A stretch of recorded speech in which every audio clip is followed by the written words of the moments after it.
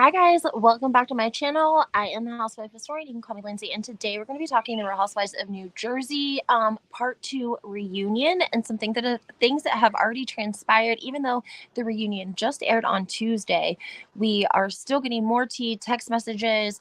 Tamra from the Real Housewives of Orange County also went on Watch What Happens Live with Andy Cohen. Production gave her the perfect opportunity to come out and say that Teresa was the most overrated housewife of all times.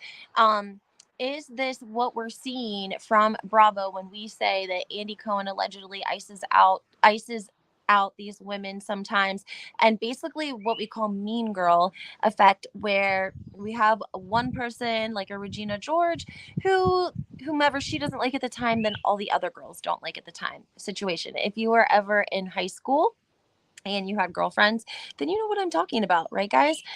And if not, we'll get into all of that. Also, I wanted to talk about something else, and it has slipped my mind, to be honest with you.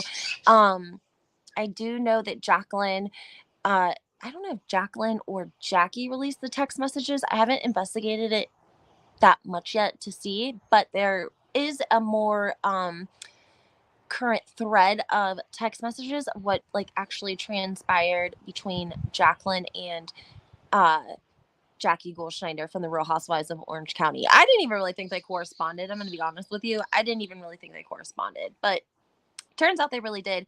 And the messages are they're pretty mean. I would say they're pretty mean. So, but before we get into that, guys, obviously, if I didn't play my intro, then everything in this video that you're about to hear is alleged. I want to get started with the whole Tamra situation, only because, guys, let's talk a little bit about this. There's really no beef between the two of them. Teresa went on Tamra and Teddy's podcast, right? Everything was kosher, everything was good. In fact, I think Tamra and Eddie were seated next to or in the press line next to Teresa and Louie at an event in LA. Okay. And so Tamra met Teresa, and Teresa ended up coming up on their podcast. So then, like 2 weeks later, Teresa has her own podcast now with Melissa Feaster, the Namaste Bitches, and something is said or asked, and I think it's Teddy who originally says something about Teresa being overrated.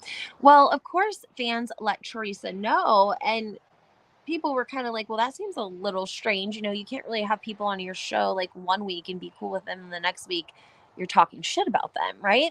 So I think there was like something said in exchange. Something else was said, and then Tamara, or I think Teresa and Melissa had Brandy on, and Brandy and Tamara were friends. Brandy Glanville from Beverly Hills, who went on the trip, the all girls trip, allegedly with Caroline Manzo, the whole situation that took place. Yes, she went on Teresa and Melissa Feaster's podcast, and so they were doing just a little bit of shit talking about how the other ladies had Caroline Manzo on their podcast, and they were allegedly friends with Brandy.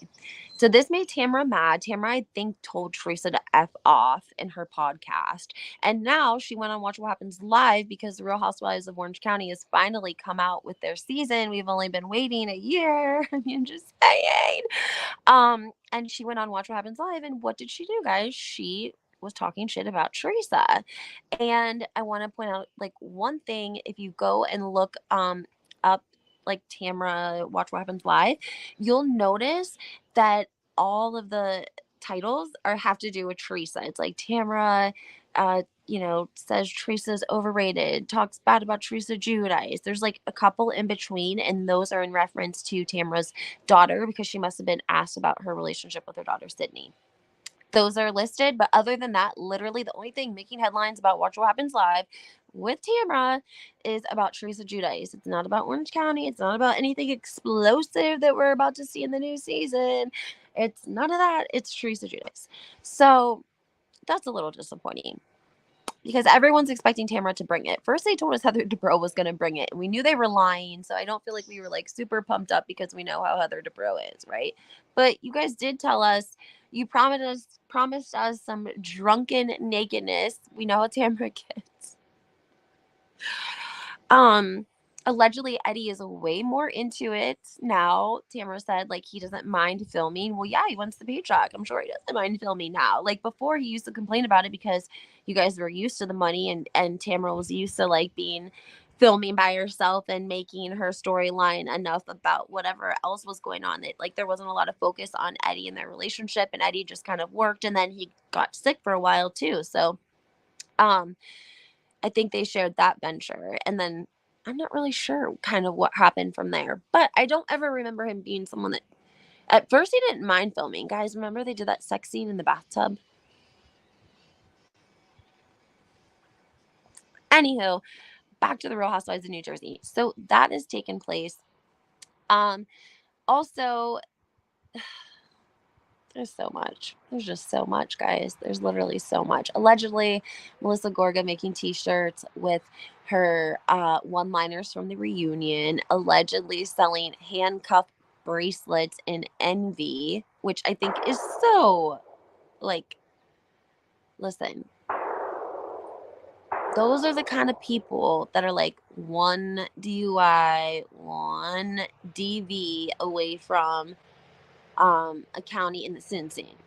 Okay, I'm quoting Karen Huger there, by the way. Remember when she said down the Simpson? I hope I'm saying it right.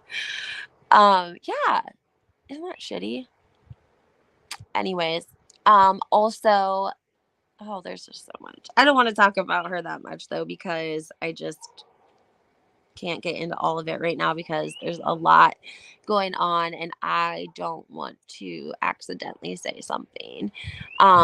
There's so much getting released on Instagram right now. Is some of it true? Is some of it not true? I don't know. There are certain things you guys know that as a channel, I refuse to speak on, as the allegations are so serious. I just would not speak on them unless if it was like legal, legally, then okay, if something is filed legally, but those things are starting to surface. And if you've been on my channel for a while, a lot of people that are long time New Jersey fans, we know that there have been rumors, but we really don't ever know if they were true, right? The timeline doesn't exactly add up. Could he have been in college that year? That doesn't really make sense. He would have only been 14 years old. But we don't speak on that here just because I try not to speak on anything that's not like pertaining to the storyline of the Real Housewives of New Jersey, right? Like I never would have covered the whole car thing in Nick unless if say it would have been completely out by everyone else, but it was coming out on the Real Housewives of New Jersey. It was literally like the storyline. So yes, I covered it. If Bravo covers it, like what else? We have to cover the storyline. If that's what the storyline was, then that's what it was. But I would never go out of my way to like be like, oh, I heard, yada yada yada. But there's just things that like make their way to the internet, and allegedly some of those things are making their way to the internet now. Sorry, I was like, what's in my hand?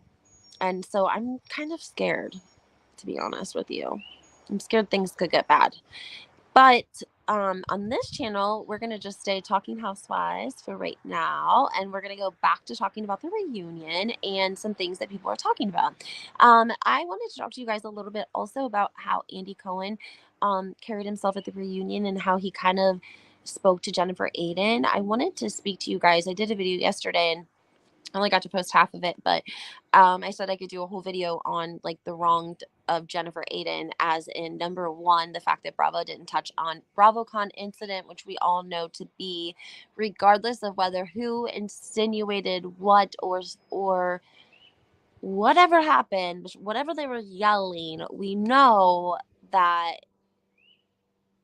the tone of voice and the derogatory, like, I don't know. It just seems like they should have addressed it and just had him apologize to women as a whole and let Jennifer, be what at least it would be acknowledged. At least there would be some wronged righted by a little bit of an apology and a little bit of acknowledgement, because little by little is how you like get change, right? It doesn't just happen all at once. So accountability starts little by little. Healthy boundaries, Bravo. If you're listening, producers, I know you're not, but I'm just saying, guys, okay? Producers, healthy boundaries start a little at a time. So, accountability a little at a time. And that would have been a great opportunity for him to take a little accountability for his tone and his, the inability to stay calm regardless. Some people, they would never react. Some people literally, you could say whatever you wanted to them and they would literally not react, at least not in front of you. So it can happen. It does exist, I'm just saying. We can't. Anyways, guys, moving on from that, it would be nice to see some sort of an apology. I think just in general, maybe on both parties. Why have them both apologize for whatever they're willing to take part in for that night? Maybe Jennifer's willing to take. I think Jennifer's very reasonable. She's very. I think she can be obviously probably like all women, but she seems generally like a reasonable person, and like she can come to a compromise. There are actually people in this world that cannot. Like, I read this thing that, well, actually it was on Red Table Talk with Jada Pinkett Smith, and it was a great example of the difference between a gaslighter and a liar. So this is how the lady described it. Like, if you have a liar, like, and you tell me that you were not at that party on Friday night, like, you're telling me up and down, you are swearing on everything that you were not at this party on Friday night. And then I get my phone out and I have a picture and I scroll and I'm like, this is you at this party.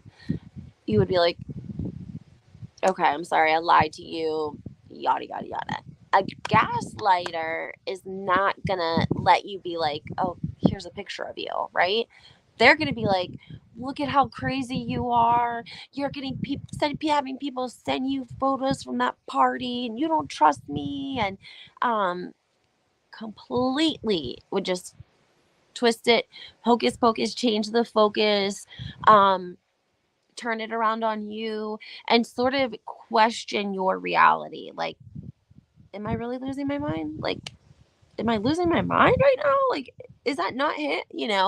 Is that not him? I'm 99.9%, but like, he's literally has me questioning my perception. So that's the difference between like a gaslighter and a liar, right? So that's why I think sometimes Jennifer would be able to be like, okay, yeah, you're right. I shouldn't have screamed or threw the drink at you or whatever. And then Joe Gorga could have been like, well, like, I shouldn't have used the term, whatever it was that he said that was completely derogatory. And then Andy Cohen could take credit for being the mediator and it would be a win-win situation. Okay. But something is up. Okay. Something is up with this Andy Cohen. I don't know what has happened, but it's like he has turned somewhere along the line. And we can say this because of Louie, but like, he's taking it out on Teresa 150%. I don't think I've ever seen him be like this at a reunion. I really swear. I don't know. Is he like too comfortable? And then I heard him on, I think he did like Cyrus Radio or something, and it said that, oh, Andy Cohen, it was like an article where people were commenting. Sorry, dude, my neighbors, I don't know what they do. I don't know what they do. I think they have like a gun range or something, and bullets can like travel miles, but it's fine. Anyways, moving on. Going back to what I was saying, Andy Cohen was answering to the fact that fans were basically calling him out and saying like how he talked to Teresa at the reunion. And he basically explained it away that, oh, after 10 hours of being there filming, because I'm sure it's really hard to film and make like, I don't know, however much money, like $100,000 for 10 hours of your time in the studio, listening to Teresa and Melissa go back and forth, and he just couldn't take it. And don't forget, he had dinner reservations. I said this during my live. I'm not sure if I said it in a regular video, but that's complete bullshit.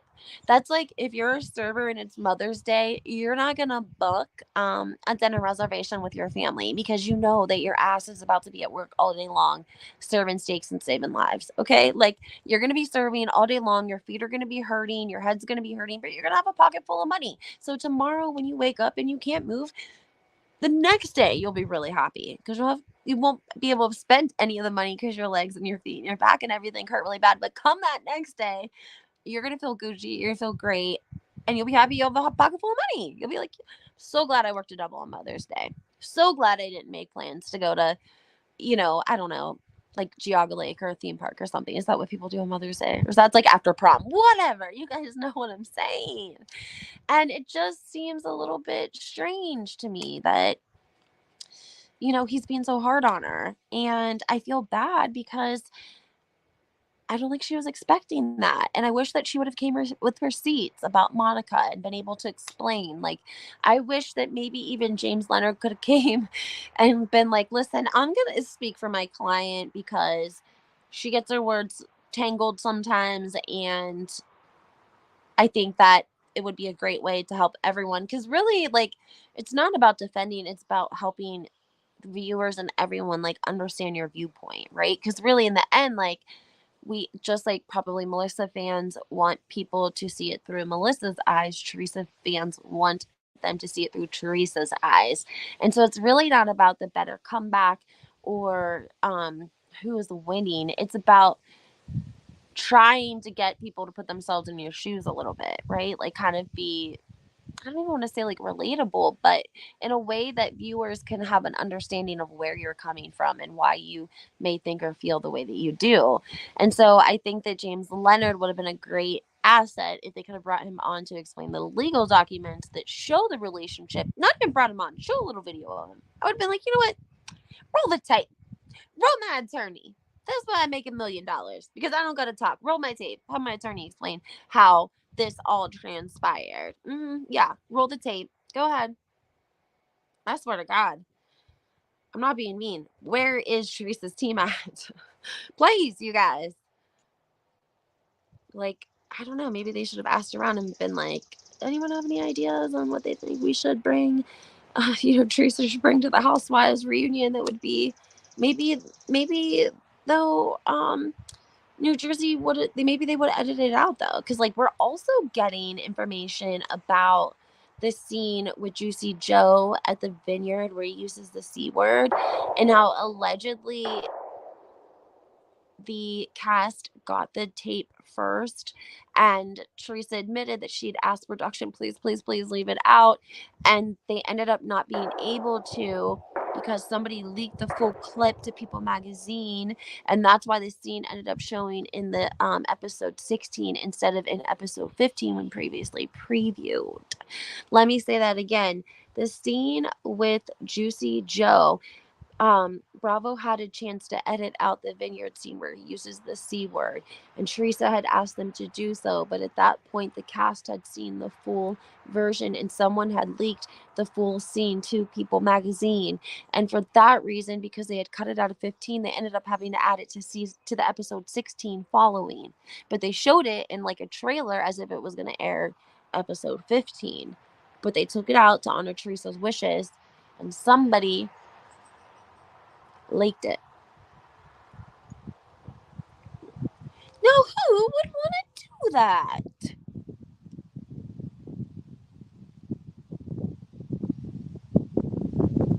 Just saying. And then, oh gosh, guys. And then, as if it literally couldn't get worse, I don't know if this is like planned or what the hell. I want to do a whole video on this because I want you guys to understand like the dynamic and what's going on because there's so much transpiring. So stay tuned. But I want to talk a little bit about Louie and his ex, Miss O.P. because I'm going to probably be able to.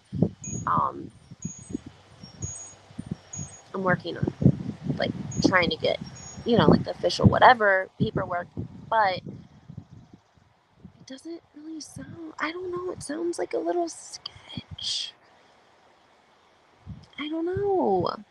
I guess we need a little bit more information, and I think we need, so, okay, really quickly, basically Vanessa, Louie's ex, filed an order of protection because she alleges that somebody that she was treating, which she isn't a doctor, she's like a certification for, I don't know, like accounts. I'm not sure what all her like credentials are. I don't know if she's considered like a provider. Um, because if so, whoever would come to her office would obviously have to present insurance. It's not very common that you would go to a psychiatrist office, um, even a primary care, PCP, anyone, and not have any insurance at all. And when you have insurance, I know this because I worked at a dentist office. When you have insurance, you have to know all of their information. Basically, the name of their firstborn child, and also probably their maiden name too. I mean, their birthday, their husband's birthday. I mean, everything. You got to know it all, and you got to verify it. So unless if you were paying complete cash up front, and maybe the services aren't like uh psychiatric level, maybe like because like I think there's like different levels. Like where I live, they have like a CDCA certification. That's like a 6-week course, and that allows you to be able to like navigate group therapy sessions, like in a rehab facility setting, right? I'm not sure what it takes I don't know what her credentials are. Anyways, somehow the lady allegedly managed to go there and use a different name, and allegedly she was asking Vanessa personal questions about her relationship with Louie, which red flagged her. And then a late payment, 30-day late payment triggered, a bill. And somehow they found out that this person was working for the private investigator that Louie mentioned at the finale, and that she was going there to get information for Louie.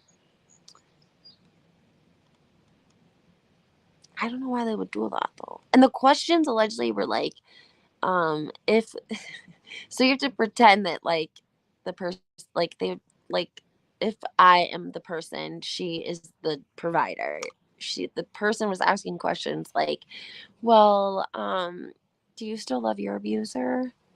um if your abuser left his wife right now, would you take him back? These are allegedly the questions that this investigator was asking, which are very strange questions. Like, I can't even think that like that the private investigator would be like, yeah, that's a great idea. Go in there, okay, and use a fake name, and then ask her a bunch of questions about her personal life. Yeah, that won't give you away at all. I don't know. It just seems a little. I don't know. But then I saw a little bit of Dana Wilkie and Thea. They did a live or a video on it, and she said she knew the person. She just happened to know the person because she has a lot of connections in New York. So I don't know. But you guys let me know in the comments what you think. Make sure you hit that like button, subscribe to my channel, turn your notifications on. It makes a huge difference with all of my videos. And we will chat soon. Bye, guys.